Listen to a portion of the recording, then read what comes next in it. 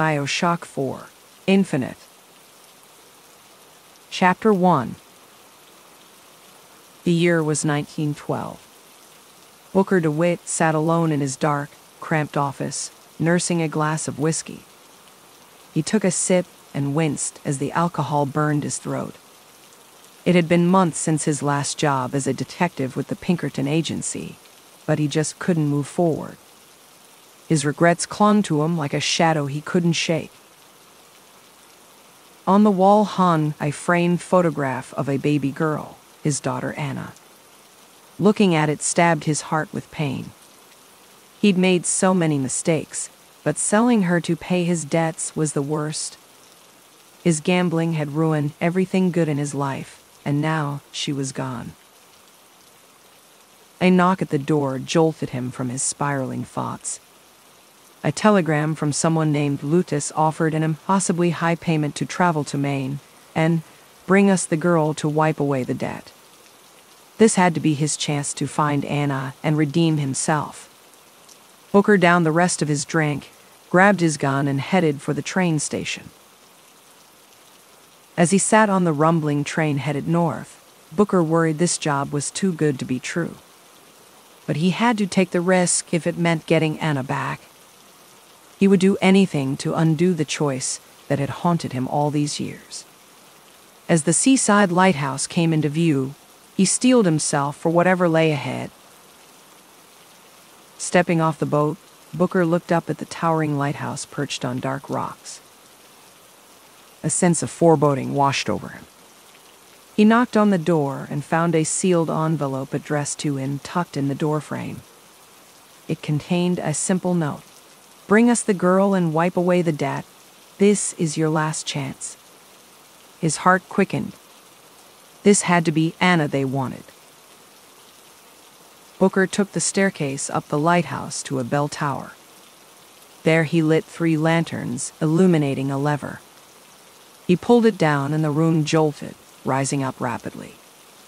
Through the windows, he saw the lighthouse was now rocketing up thousands of feet into the air.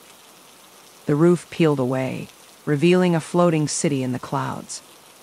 Somewhere up there was the girl he needed to find. Gripping the railing white-knuckled, he muttered, "What did I get myself into?" Chapter 2. Booker stepped out onto the cobblestones of what appeared to be a floating city.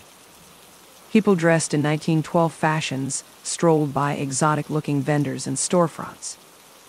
Patriotic music played, and everything seemed pleasant at first glance. But looking closer, Booker noticed a frightful undercurrent. Propaganda posters idealized the Founding Fathers as religious idols, portrayed George Washington wielding a sword and torch, and warned against foreigners. People of color were relegated to work as janitors, cooks, and laborers. Many passers-by gave Booker suspicious glares. He clearly didn't belong here. Following a sign reading Monument Island, Booker boarded an elevated cargo gondola. As it descended from the station, he took in the staggering sights of this city in the sky. Balloons, zeppelins, and rockets floated by. Buildings clung impossibly to cliffs, and waterfalls poured from floating islands.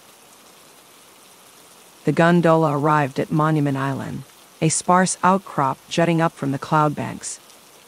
At its summit stood a statue of Columbia's winged idol.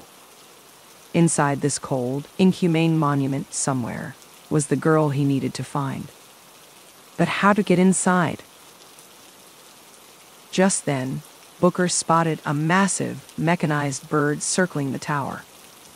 As it swooped by, Booker saw a young woman peering out the windows of the top room, frantically trying to communicate. It had to be her. He was so close now. "Hang on," he thought. "I'm coming for you." Chapter 3.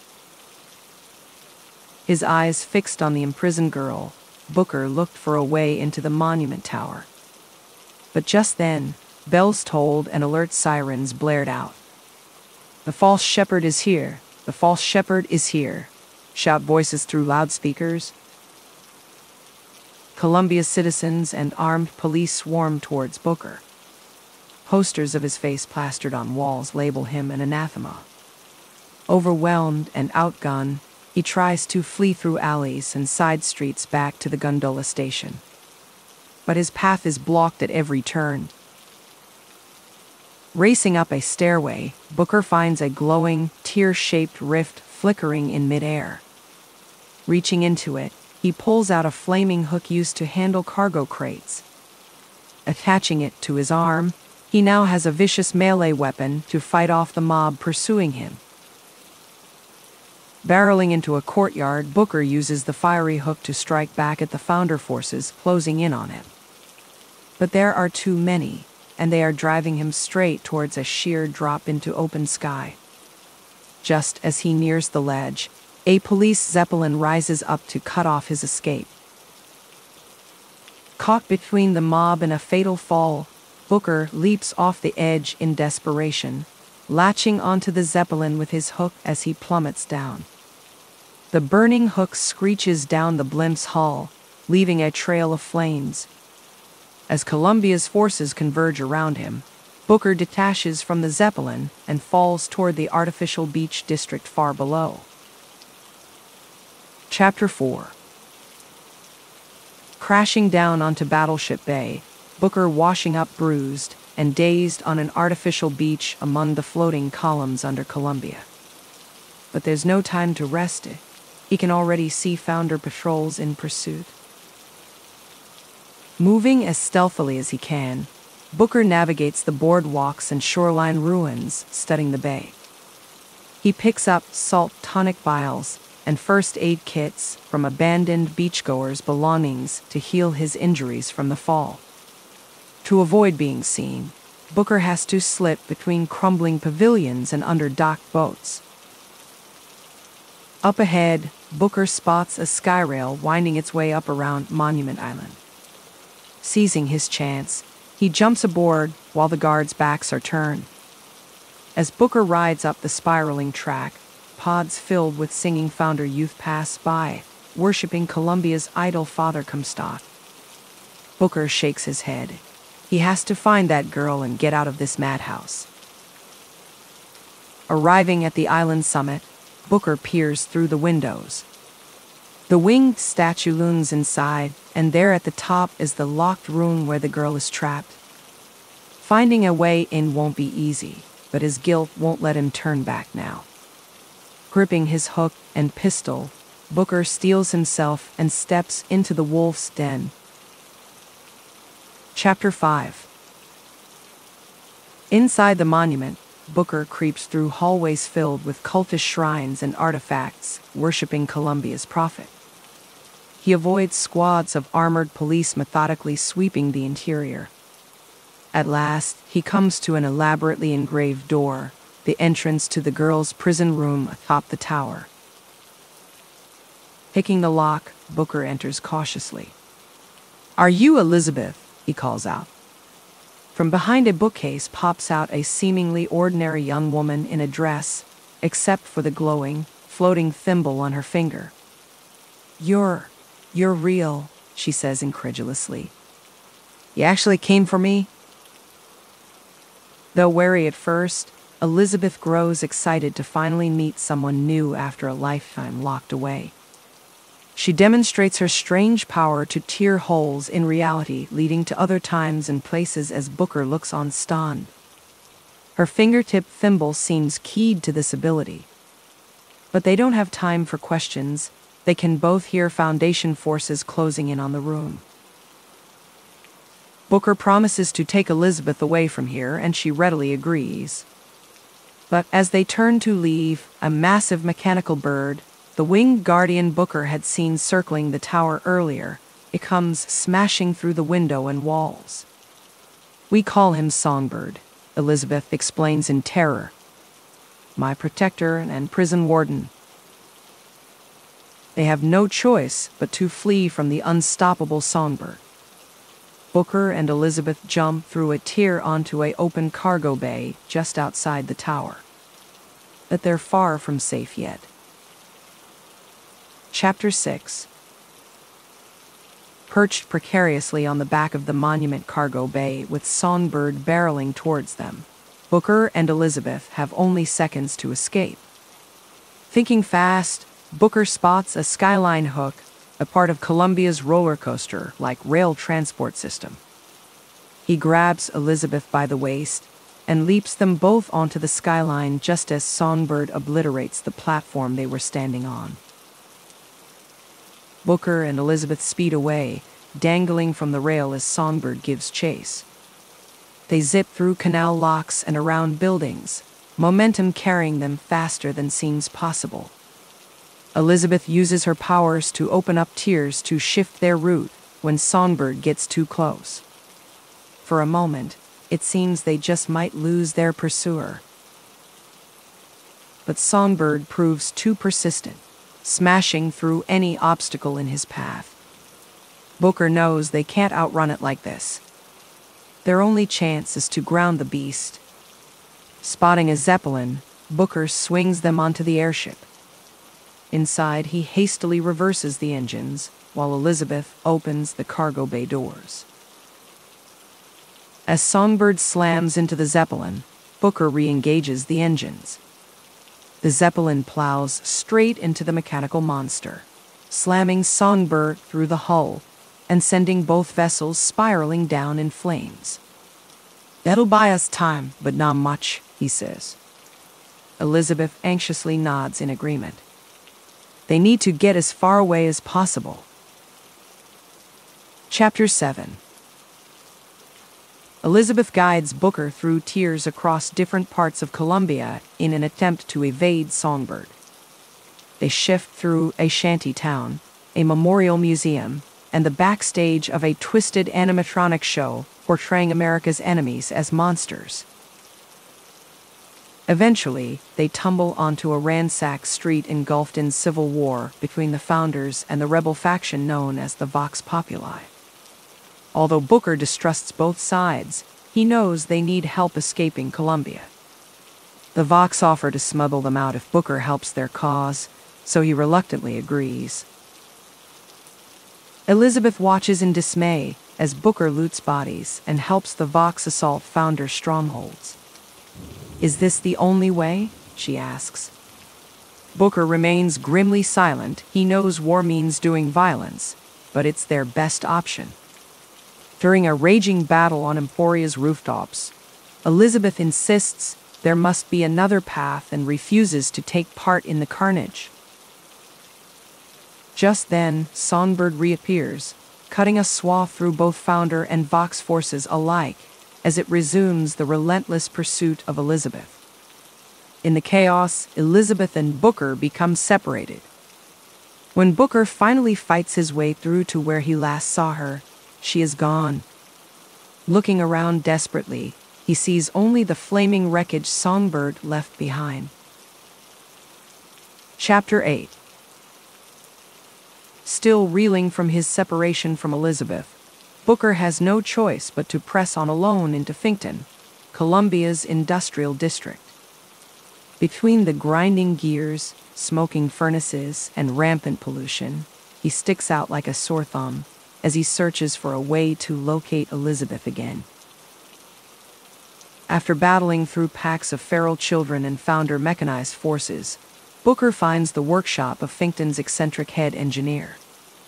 Rifling through the blueprints and diagrams scattered around, Booker discovers this Jeremiah Fink had worked with the Lutises to develop the technology that allows Columbia to float, as well as the extraordinary machines like Songbird. But Fink seems to have stolen some of these innovations.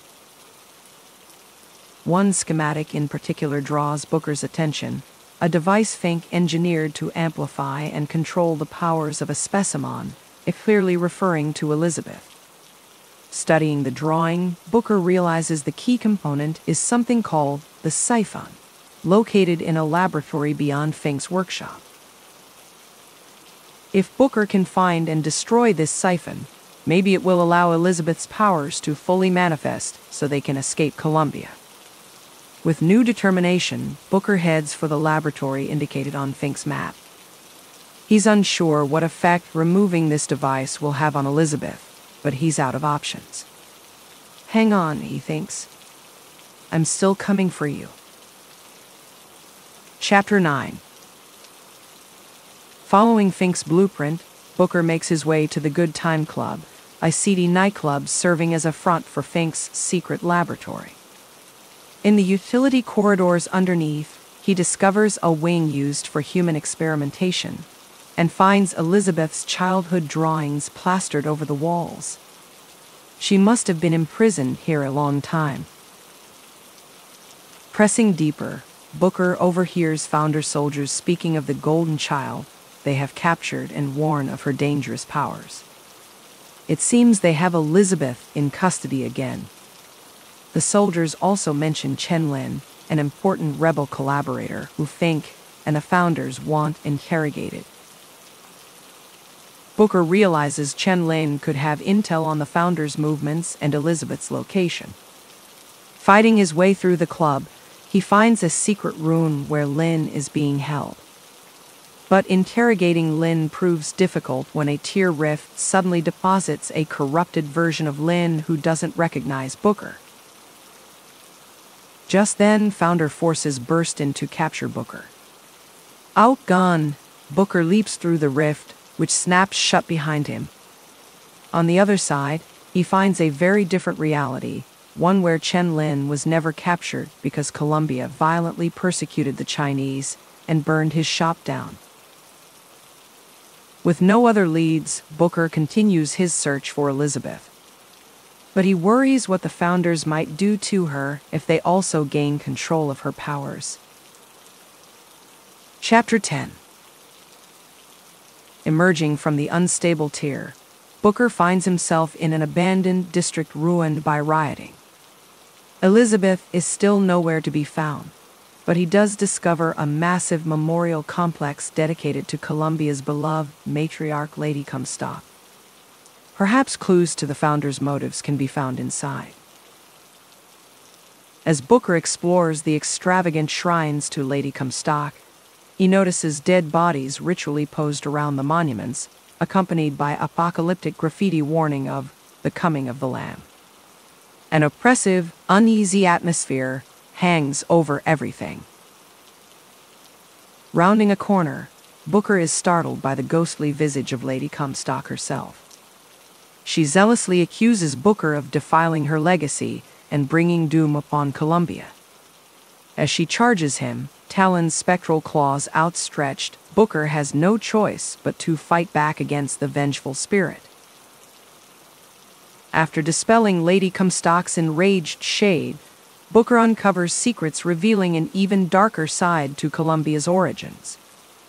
Records indicate Elizabeth is actually Comstock's illegitimate daughter, evidence the prophet Zachary Comstock will go to any lengths to keep hidden. Booker vows to himself that he will find Elizabeth and get her free of Comstock's clutches. But he also now begins questioning his own mission. Are his intentions as noble as he believed? Shaken, Booker presses on, determined to learn the whole truth. Chapter 11. Still troubled by Lady Comstock's revelations, Booker heads to the Hall of Heroes in search of more insight into Columbia's history. Inside the massive museum, he finds exhibits dedicated to exalting Columbia's founders through propaganda. As Booker explores the galleries, he begins recognizing names and events from his forgotten past. In a recreation of the Boxer Rebellion, Booker sees comrades he served with in the 7th Cavalry under one slate. But the portrayal of their unit as heroic crusaders runs counter to the more complex truth Booker recalls. Just what exactly is Comstock trying to hide or rewrite? Venturing into the hall's innermost zones, Booker discovers elite forces guarding a restricted area. Fighting his way through them, he emerges in a section expounding Comstock's warped principles. Peering into projector booths, Booker learns the exhibits use something called tiers to directly glimpse other realities, like the ones Elizabeth can summon. But the glimpses into Columbia's origins leave Booker with more doubts than answers. He does find concrete evidence, though that Comstock is holding Elizabeth in his fortress. Renewed by this lead, Booker loads up on supplies and vows to storm Comstock's stronghold once he finds a way to get inside. Chapter 12. Leaving the Hall of Heroes, Booker feels he now understands Comstock's tyrannical vision, but not his own role in everything. Wandering the city, he sees just how thoroughly Comstock has imposed his will upon every inch of Columbia. Patriotic marching bands play triumphant anthems, while armed zeppelins patrol the skies demonstrating the prophet's might. Comstock's face is plastered on billboards with slogans like "Strength through Faith" and "Columbia stands above all." Citizens zealously chant his name and pray to icons bearing his likeness. But beneath the pageantry, Booker sees inequality and suffering everywhere. The Vox Populi rebellion seems a reaction to Columbia's deeper rot, one enabled by unquestioning obedience to Comstock's despotism. Outside Comstock House, Booker finds citizens gathered holding a vigil for Elizabeth. They call her the Lamb and claim she will one day lead Columbia to glory. But Booker knows the truth, that Elizabeth is only a prisoner being used by Comstock for his ends. Looking at the towering fortress where Elizabeth is trapped, Booker strengthens his resolve to free her from this place. He will show Columbia their prophet is a fraud once he confronts Comstock himself. Chapter 13. Approaching Comstock House, Booker is suddenly stricken by agonizing flashes of memory. His vision clouds over with images of a cavalry charge, gunshots and screams, and a dead woman's face. When he comes to, Booker finds himself transported to a snowy battlefield, the site of the 1890 Wounded Knee Massacre. Regimental flags and tents surround him. Booker sees he is back in his old 7th Cavalry uniform, reliving his past. Riding into battle, he is sickened as he guns down fleeing Lakota women and children. A voice shouts, "DeWitt, fall in. It belongs to Comstock," as a younger man fighting alongside him. The massacre ends with countless innocents slain, a shameful tragedy Booker knows drove him to alcoholism and despair. But now he sees that Comstock emerged with his religious zeal hardened, convinced it was divine will rather than cruelty. The vision shifts, and Booker stands over a wounded Comstock. Drawing his pistol, Booker aims to finish this monster off for good. But seeing his own reflection in a bloodied knife, he falters. How can more death settle anything? Comstock drags himself away, leaving Booker surrounded by the dead. Coming out of the vision, Booker now understands Comstock is an alternate version of himself. Wounded Knee broke them in different ways, leading one to the baptismal waters that created Columbia. Now Booker is the only one left who can end all of this. Gripping his weapon, he marches toward Comstock House. Chapter 14. Fighting his way into Comstock House, Booker navigates halls filled with zealots praising the prophecies of the Lamb. In the depths, he discovers a laboratory where scientists under Dr. Pedifog are experimenting with tears through space and time, trying to peer into the future Comstock claims to see. When Pedifog sicks a mechanized ape on him, Booker pursues the deranged doctor deeper into the lab.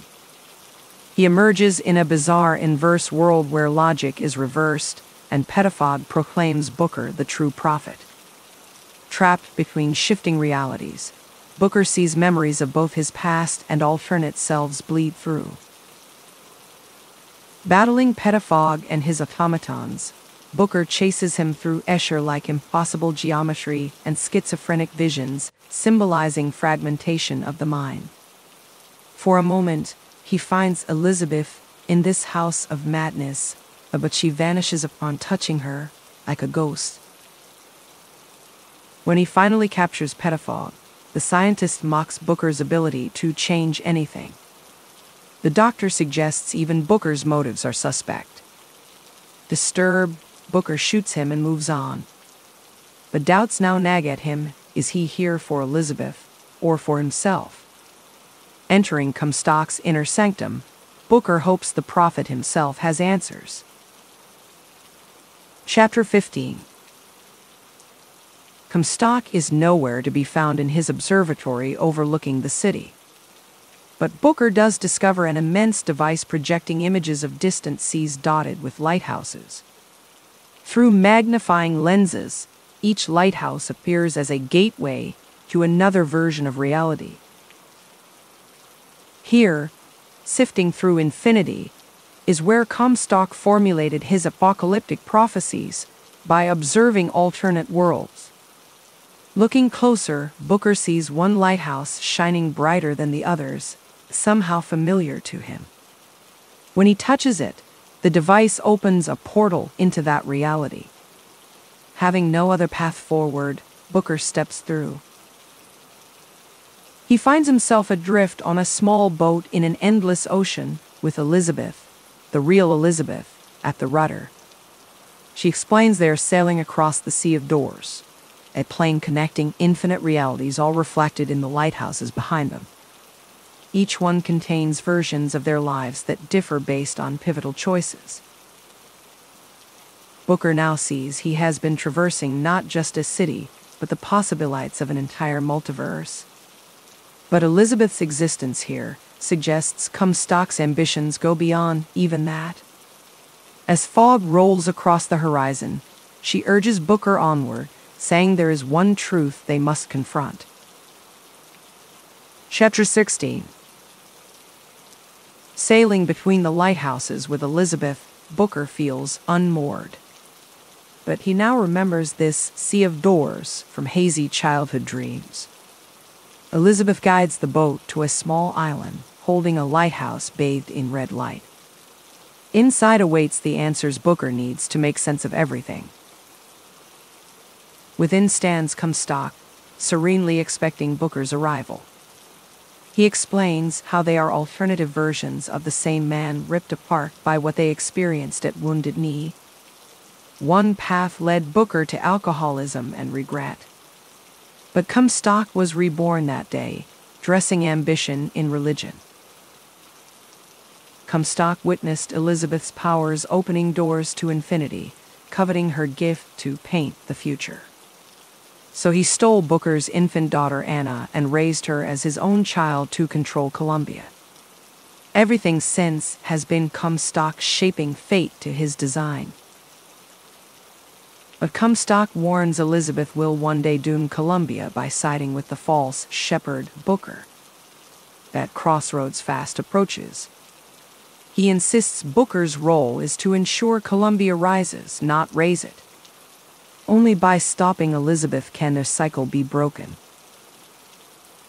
Overwhelmed, Booker demands the truth. Is bringing Elizabeth to New York the right path? Comstock's reply hangs ominously. What makes you think there's a New York to return to? Chapter 17. Reeling from Comstock's ominous warning, Booker vows not to let the prophet's mind games shake his resolve. Comstock has twisted reality to build his own brutal vision. Booker refuses to bend to it any further. Back in the grand entrance of Comstock House, he sees only one path forward.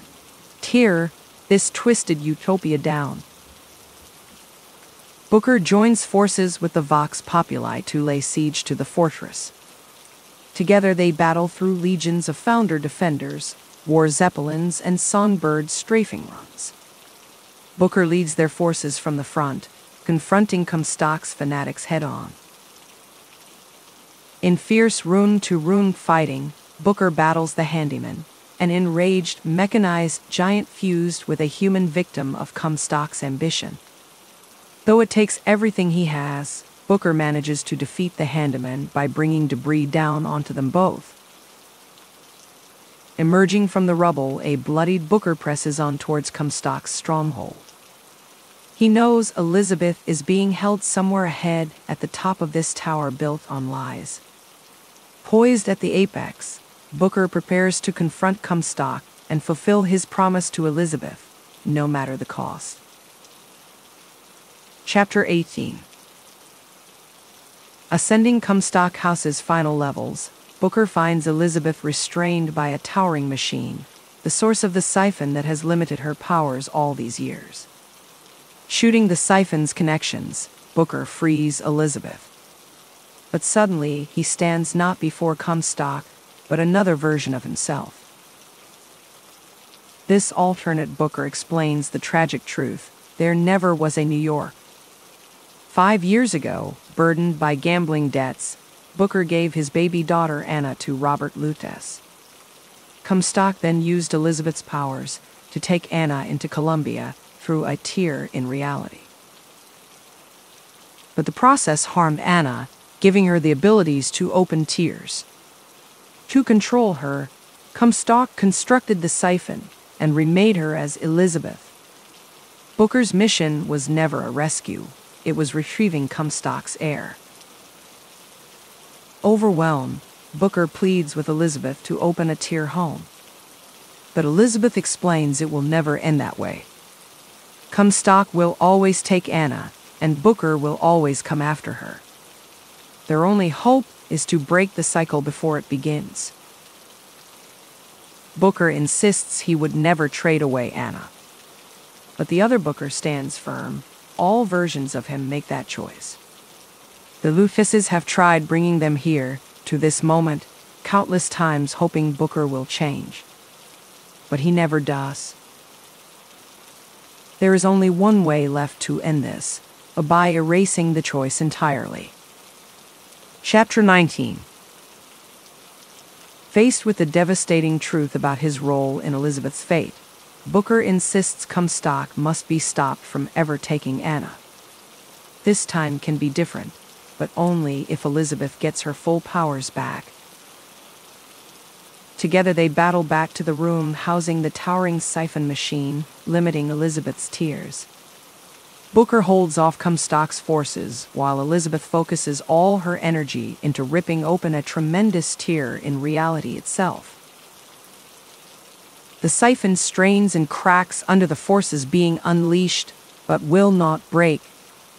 Booker realizes they have only one option left: overloading the machine by tossing all their vigors into its core. As he flings in the last one, the siphon explodes in a blinding flash. When the dust settles, Booker finds Elizabeth transformed, radiating almost divine power. She explains that they now exist in all times and possibilities, simultaneously.